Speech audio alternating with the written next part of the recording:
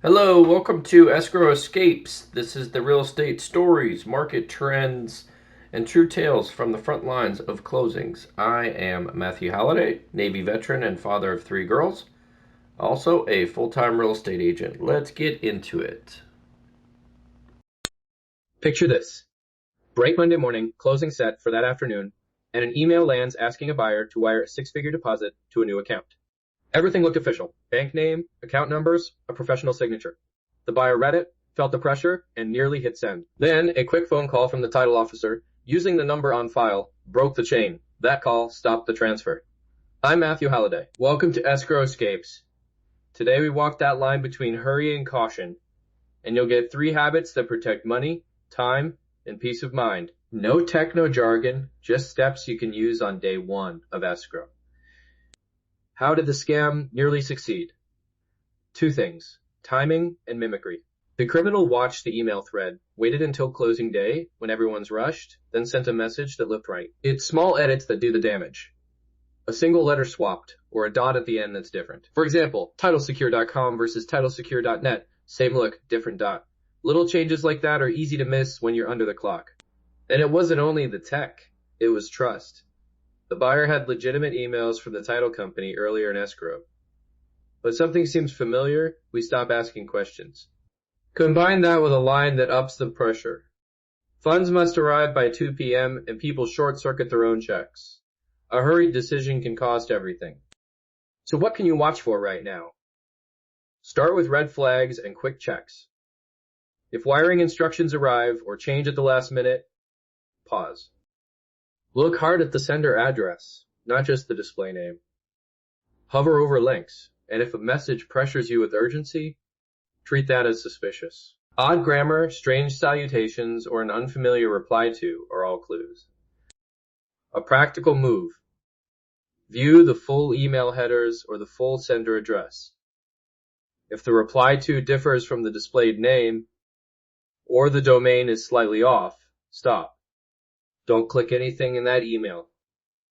Instead, pull the title company or agent phone number from the original documents or their verified website, not from the new message, and call them. That single phone call is often the fastest way to confirm or to catch a scam. Let's break it down. The verification workflow I use with every client. What do you actually do when new wiring instructions arrive? 1.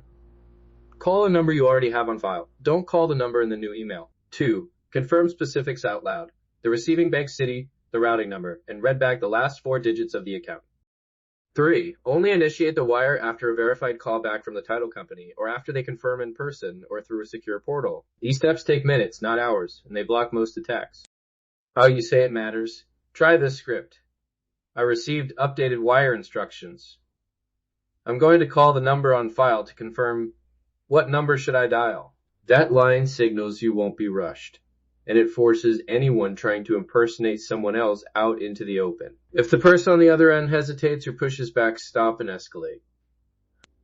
Now the organizational protections to ask for. Escrow holdbacks, secure portals, and 2-factor authentication on company emails. A holdback keeps a portion of funds frozen until identities and routing are confirmed. Secure portals prevent plain emails from carrying account details. 2-factor authentication makes it a lot harder for criminals to hijack an inbox mid-transaction. And if your bank can do an outbound verification, a callback to an authorized contact, take that option. Some of you will wonder, won't this slow closings down? Yes, slightly. But a minute or 2 of verification beats losing your down payment.